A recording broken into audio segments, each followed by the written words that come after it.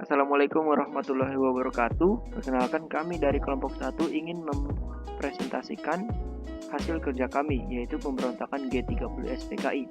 Sebelumnya, saya moderator atas nama Adam Syah Gibran dan anggota saya Fadiah Nur Intan Aidit, Agista Indriani, Agus Triani Puspitasari, Nunung, Dinda Nailatul Rahmah, dan Area Dwiantama Silondae. Materi yang akan dibawakan hari ini ialah 1. Peristiwa pemberontakan G30 SPKI. 2. Masa berakhirnya peristiwa G30 SPKI. 3. 7 tokoh pahlawan revolusi korban kekejaman G30 SPKI. Dan 4. Tujuan dan dampak pasca peristiwa G30 SPKI. Oke, materi selanjutnya akan dibawakan oleh Agus Triani Puspitasari.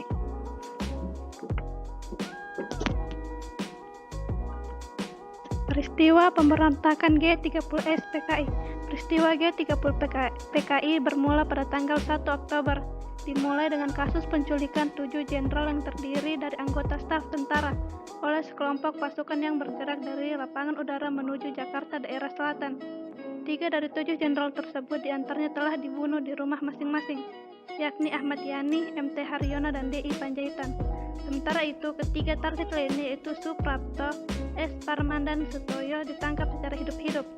Abdul Haris Nasution yang menjadi target utama kelompok pasukan tersebut berhasil kabur setelah berusaha melompati dinding batas ke Dubes Irak. Meskipun begitu, Pierre Tendean beserta anak gadisnya Ade Irma X Nasution pun tewas setelah ditangkap dan ditembak pada 6 Oktober oleh Regu Sergap. Korban tewas semakin bertambah di saat Regu penculik menembak serta membunuh seorang polisi penjaga rumah tetangga Nasution. Albert Nai Borgo menjadi korban terakhir dalam kejadian ini. Tak sedikit mayat jenderal yang dibunuh lalu dibuang di lubang buaya. Materi berikutnya akan dibawakan oleh Fadiah Nur Intan Aidit. Berakhirnya peristiwa G30 SPKI. 1. Tanggal 1 Oktober 1965, operasi penumpasan G30 SPKI dimulai sejak tanggal 1 Oktober sore hari. Gedung RRI Pusat dan kantor Pusat Telekomunikasi dapat direbut kembali tanpa pertumpahan darah oleh satuan RPKAD di bawah pimpinan Kolonel Sarwo Edi Wibowo. Pasukan para Kijang 328 Siliwangi dan dibantu pasukan kavaleri setelah diketahui bahwa basis G30 SPKI berada di sekitar Halim Perdana Kusuma, sasaran diarahkan ke sana. Kedua, tanggal 2 Oktober, Halim Perdana Kusuma diserang oleh satuan RPKAD di bawah komando Kolonel Sarwo Edi Wibowo atas perintah Maijen Soeharto pada pukul 12 siang. Seluruh tempat itu telah berhasil dikuasai oleh TNI Angkatan Darat. Ketiga, tanggal 3 Oktober 1965, pasukan RPKAD yang dipimpin oleh Mayor Santoso berhasil menguasai daerah Lubang Buaya setelah usaha pencarian perwira TNI Angkatan Darat dipergiat dan atas petunjuk Kopral 1 Polisi Sukirman yang menjadi tawanan G30 SPKI tetapi berhasil melarikan diri. Didapat keterangan bahwa para perwira TNI Angkatan Darat tersebut dibawa ke Lubang Buaya. Akhirnya pada tanggal 3 Oktober ditemukan tempat para perwira yang diculik dan dibunuh. Mayat para perwira itu dimasukkan ke dalam sebuah sumur yang kedalaman kira-kira 12 meter, yang kemudian dikenal dengan nama Sumur Lubang Buaya. Saya Agista Indriani akan melanjutkan materi yang dibacakan Fadiah Nur Intan Aidit. 4. Tanggal 4 Oktober 1965, pada tanggal 4 Oktober, penggalian sumur Lubang Buaya dilanjutkan kembali yang diteruskan oleh pasukan para amfibi KKO Angkatan Laut dengan disaksikan pimpinan sementara TNI Angkatan Darat Maijen Soeharto. Jenazah para perwira setelah dapat diangkat dari sumur tua tersebut, terlihat adanya kerusakan fisik yang sedemikian rupa. Hal ini yang menjadi saksi bisu bagi bangsa Indonesia betapa kejamnya siksaan yang mereka alami sebelum wafat. 5. Tanggal 5 Oktober 1965, pada tanggal 5 Oktober, jenazah para perwira TNI Angkatan Darat tersebut dimakamkan di Taman Makam Pahlawan Kalibata yang sebelumnya disemayamkan di Markas Besar Angkatan Darat. 6. Pada tanggal 6 Oktober, dengan surat keputusan pemerintahan yang diambil dalam sidang Kabinet Dwi Kora, para perwira TNI Angkatan Darat tersebut ditetapkan sebagai pahlawan revolusi.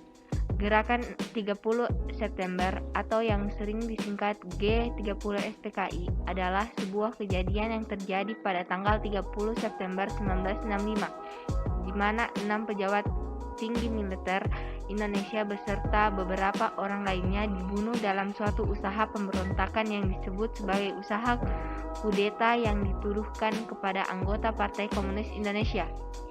Materi berikutnya akan dibawakan oleh Arya Dwiyantama Silendra.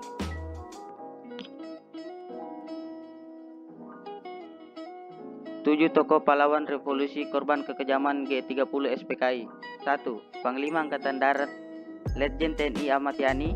2. Maijen TNI R. Suprapto. 3. Maijen TNI MT Haryono. 4. Maijen TNI Siswondo Parman. 5. Brigjen TNI Di Panjaitan. 6. Brigjen TNI Sutoyo Siswomi Harjo. 7. Letnan Pierre Tendean. Materi berikutnya akan dibawakan oleh Nunung. Tujuan G30 SPKI terbagi 4. Yang pertama, bahwa G30 SPKI adalah perbuatan PKI dalam rangka usahanya untuk merebut kekuasaan di negara Republik Indonesia dengan memperalat oknum ABRI sebagai kekuatan fisik dan tidak perlu dilepas dari tujuan PKI untuk membentuk pemerintah komunis. Dan yang kedua, bahwa di negara non-komunis adalah merebut kekuasaannya negara dan mengonsumsikannya. Yang ketiga, usaha tersebut dilakukan dalam jangka panjang dari generasi ke generasi secara berlanjut. Yang keempat, selanjutnya, bahwa kegiatan yang dilakukan tidak perlu terlepas dari rangkaian kegiatan komunisme internasional. Materi terakhir akan dibacakan oleh Dinda Nailatur Rahma. Dampak pasca peristiwa G30 SPKI. 1. Secara politik telah lahir peta kekuatan politik baru yakni Tentara AD. 2. Sampai bulan Desember 1965 PKI telah hancur sebagai kekuatan politik di Indonesia. 3. Kekuasaan dan pamor politik Presiden Soekarno memudar.